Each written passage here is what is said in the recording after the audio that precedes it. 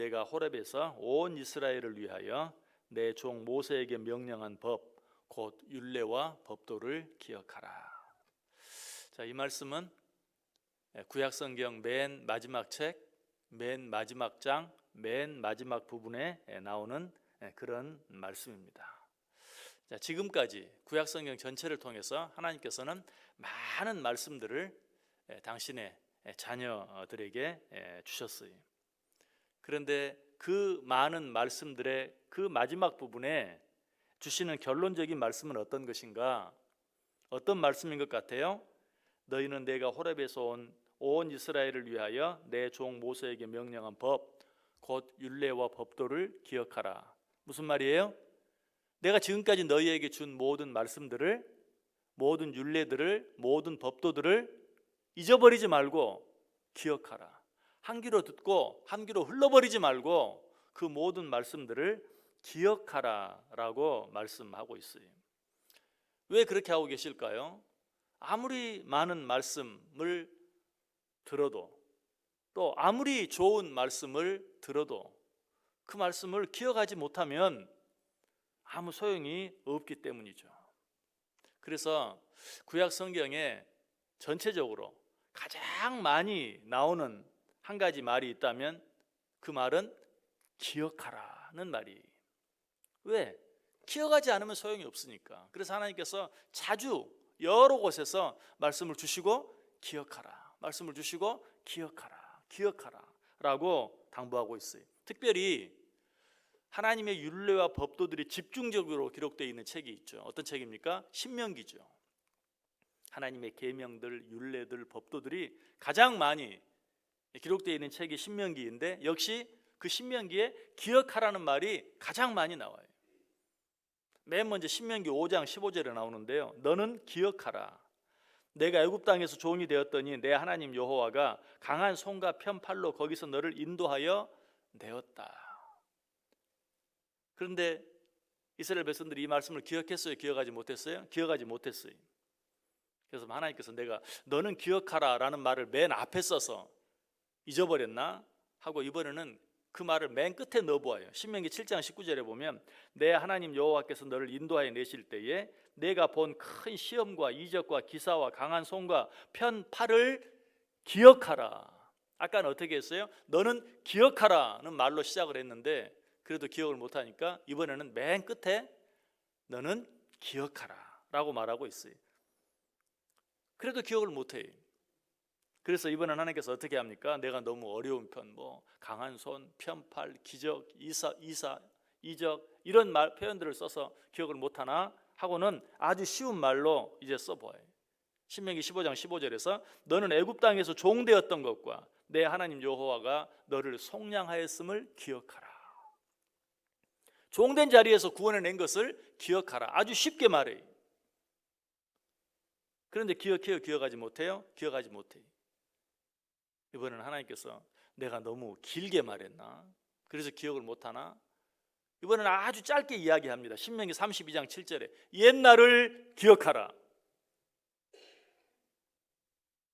그런데도 기억을 못해요. 여러분, 이게 누구의 모습입니까? 바로 우리 모습이에요. 하나님께서 여러 가지 방법으로, 어쩔 때는 좀 어렵게, 어쩔 때는 좀 쉽게, 어쩔 때는 좀 길게, 어쩔 때는 좀 짧게, 여러 가지 방법으로 우리에게 말씀하시지만 우리는 얼마나 잊어버리기를 잘하는지 그 말씀들을 기억하지 못해요. 그래서 지금 하나님께서 구약 성경 수많은 말씀들을 주시고 나서 마지막 부분에 한 번 더 당부하고 있는 거예요. 뭐라고? 하나님께서 너희에게 준 그 모든 율례와 법도를 어떻게 하라? 기억하라. 너희는 내가 호렙에서 온 이스라엘을 위하여 내 종 모세에게 명령한 법 곧 율례와 법도를 기억하라. 여러분, 이 말씀이 이 말라기 성경 마지막에 기록되어 있는 것이 우연이 아닌 것이 신약 성경을 보아도 그렇거든요.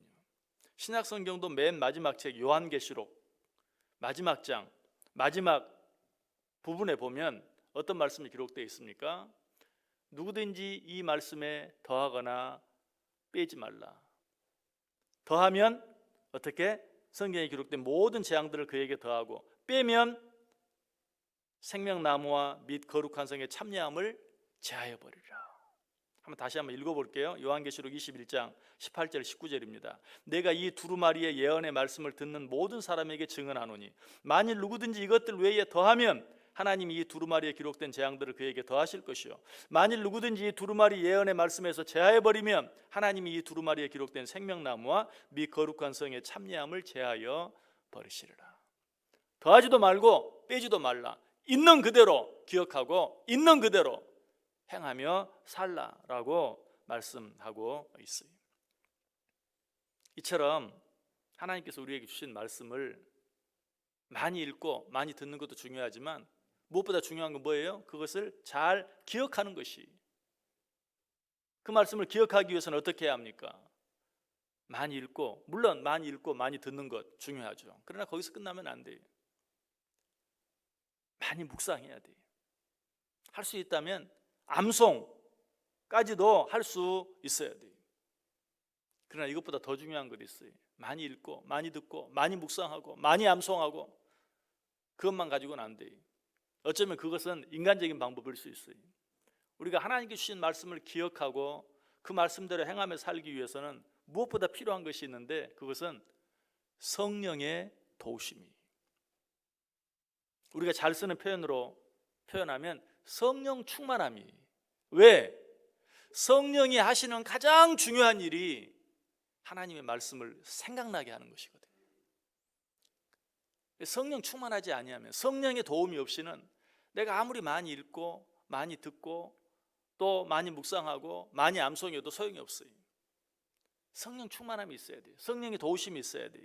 요한복음 14장 26절에 말하죠. 보혜사 곧 아버지께서 내 이름으로 보내실 성령, 그가 너희에게 모든 것을 가르치고 내가 너희에게 말한 모든 것을 생각나게 하시리라. 누가 그렇게 하신다고요? 성령님께서. 보혜사 성령님께서.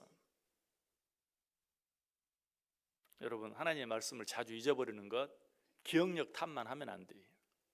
우리의 기억력은 한계가 있죠. 또 시간이 지나갈수록 기억력도 점점 약해져요.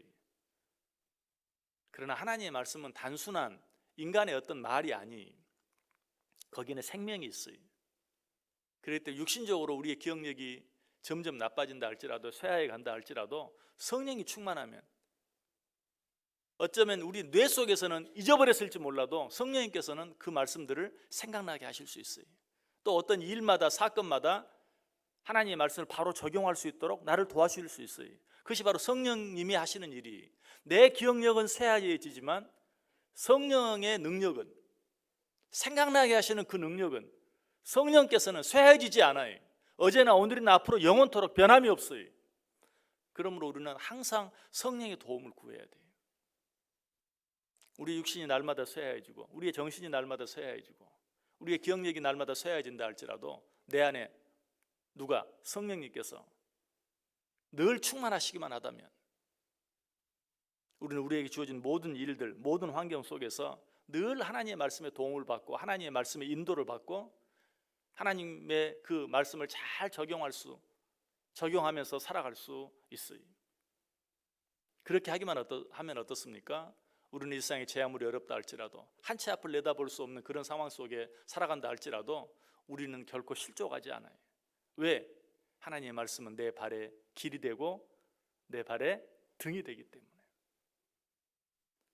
하나님의 말씀의 인도함을 받을 수만 있다면, 어떻게? 성령의 도우심을 통해서 우리는 날마다 가장 안전한, 가장 편안한, 가장 행복한, 가장 자유한 그런 삶을 살아갈 수 있어요. 오늘 하나님께서 우리에게 부탁하십니다. 구약 성경을 닫으면서 우리에게 부탁하고 있어요. 뭐라고? 내가 너희에게 말한 모든 법, 율례와 법도를 기억하라. 여러분, 우리의 머리만 믿고 살아서는 안 돼요. 성령의 인도하심을 구해야 돼요. 성령의 도우심을 구해야 돼요. 그렇게 함으로 우리는 하나님의 말씀을 늘 기억하며 살 수 있어야 돼요. 하나님의 말씀이 순간순간 내 안에서 생각나는 그런 은혜 가운데 살아갈 수 있어야 돼요. 그렇게 할 때만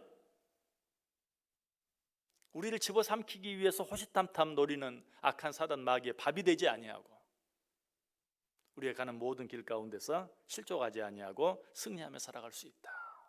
하나님의 말씀 안에서 성령 충만함을 입어 날마다 승리하는 삶을 살아가는 저 여러분 꼭 될 수 있기를 주님의 이름으로 간절히 축원합니다.